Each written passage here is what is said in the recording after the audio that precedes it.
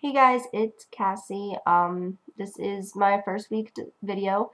The subject for this week is deployments, which is a big topic, and I'm gonna make this into two videos because the first video I tried to make was 24 minutes and it was too long, so it's gonna get broken down into two 10 to 12 minute videos. Sorry, I'm getting sick. I might cough a little bit, but I'm gonna try my best to make this quick.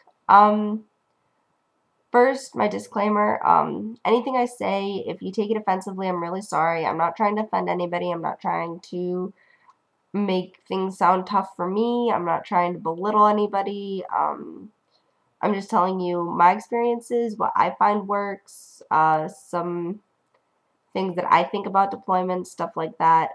Hopefully you take it for what it's worth. Hopefully you don't get offended, especially the beginning, because I'm going to talk about my family some.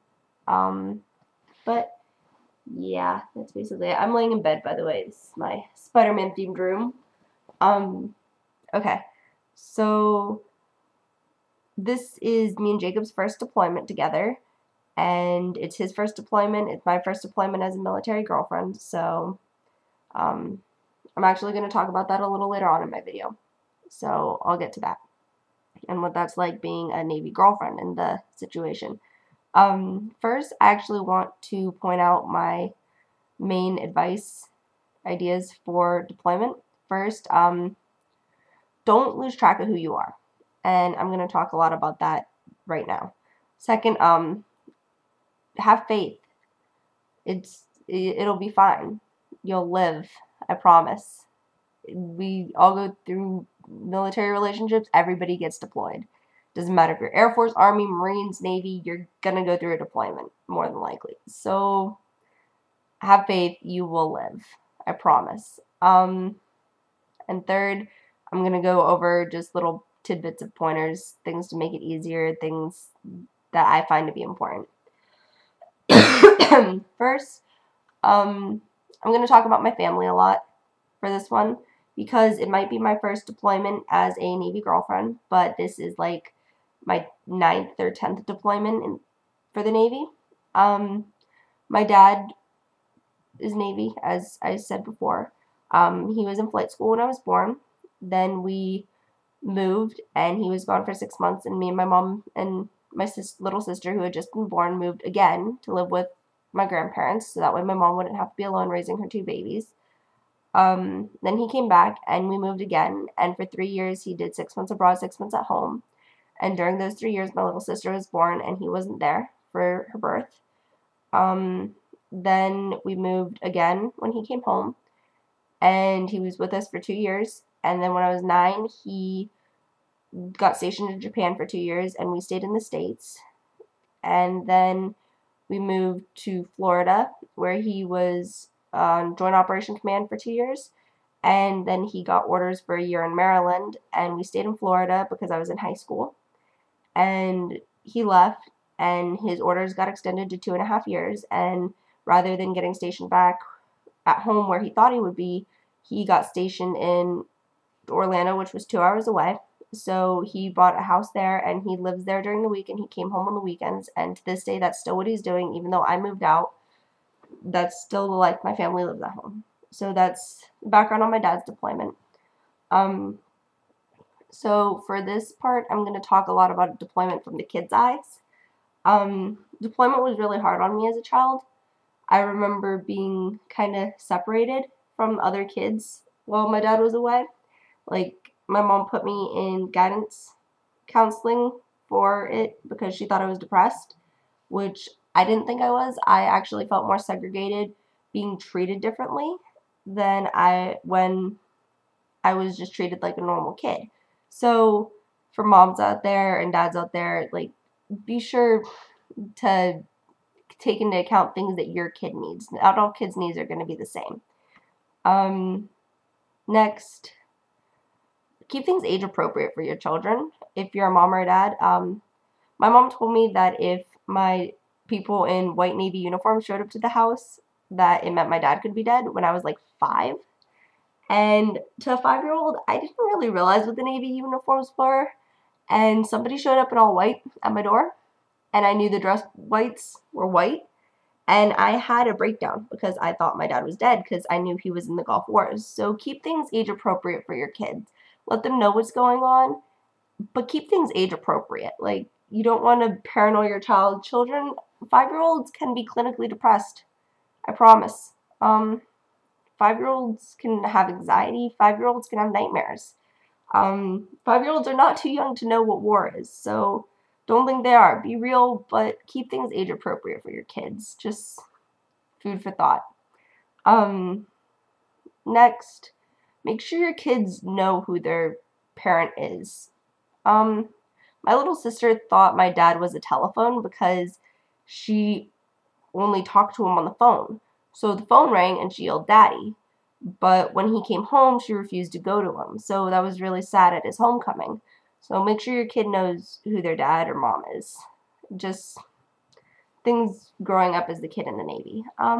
Also, I wanted to talk about a lot about don't lose track of who you are. My mom got depressed when my dad left. When I was 9, she got depressed and started smoking cigarettes a lot more. She started having stress problems. She started to isolate herself. She didn't like going out with all the Navy wives. She didn't like the officer wives. She didn't like the community. She didn't like the area we lived. She didn't like anything. She really, really separated herself. And she ended up getting really sick, and the doctor blamed a lot of it on depression and stress. So don't let yourself be overwhelmed. Don't make this deployment your life. Because if you do that, it might not end up that drastic, but I was 9 years old and I was raising my 2 little sisters because my mom couldn't get out of bed. And that wasn't my job. And I don't blame anybody for it, and that's not about this isn't about that, but it's just an example. So keep hobbies, keep a support system. Don't lose track of who you are. My mom loved to paint, and she stopped painting when my dad joined the Navy. It's really sad. She loved to dance too, and she stopped dancing. Don't separate yourself from the world. Don't lay in bed all day. It's really unhealthy. It's really bad for you socially. Humans are social creatures. We're made to interact. Interact. Let your feelings out. Have your social friends. Have civvy friends that you can go to and just forget about deployment. Forget about the Navy. Forget about the Marines. Forget about that. Now I'm repeating things people have already said, but it's true. Have your MILSO support system too. We know deployments. We're all going to go through them. We know some of us have been there, some of us haven't. Some of us have been through more, some of us have been through less. But all in all, that's what separates a military relationship from other ones. And that's where you're going to get your support for that, for the most part. Your civilian friends might not understand it. My civilian friends have been great. I love them. All my friends are civilian friends for the most part. I talk to my mom and my aunt. They're both Navy wives, so I talk to them about my Navy relationship, and my grandma, who my grandpa was enlisted in the Navy too. I come from a long line of Navy. So, I mean, that's who I talk to about the military, but my civilian friends are my number one support system. I talk to them about everything, and they're always there to support me. But don't lose track of who you are. My mom lost track of that, and it didn't end up great for her. She's fine. She's getting better now. Don't worry about her. She's better. But she really did isolate herself, and that's really unhealthy for people to do. So I just wanted to kind of share that tidbit as to why you should really, have goals, have hobbies, have something to pass the time, something so you don't lose yourself in this deployment, so you don't just become depressed and isolated. Keep yourself social, keep yourself with hobbies, work on school, get a job, I don't know, do whatever you want to do, but keep yourself busy. Busy kills time, busy is great. Busy makes it a lot easier. And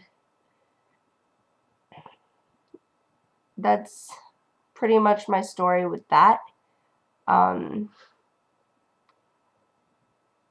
mean, it's kind of a sad one, but my mom did it. My mom's still doing it. My dad's still in, and he tries to be there, and we don't blame him, but my mom really needed the support that she didn't want to reach out for. And really, as Milso, you really just need to accept the fact that deployments are going to happen, and you need to keep yourself occupied and not lose track of yourself, because you're never going to lose yourself. You're always going to have to deal with whatever you become. So keep true to who you are, because if you're not, then who knows what will end up happening. So this is the part 1 of my video. Stay tuned for part 2, where I will talk about me and Jacob and the rest of my advice, experience, all that jazz. Be up in like 5 minutes.